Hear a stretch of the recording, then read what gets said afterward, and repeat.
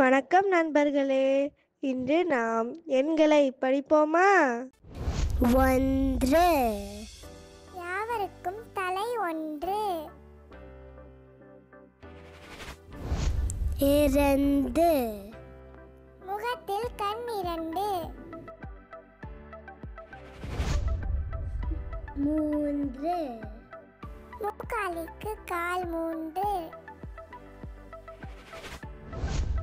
4 நாற்காலிக்கு கால் 4.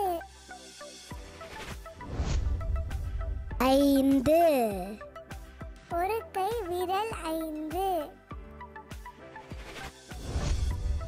6 ஈயின் கால் 6. 7 வாரத்தின் நாள் 7. 8 சிலந்தியின் கால் 8. 9 தானிய வகை 9. 10 இருக்கை விரல் 10.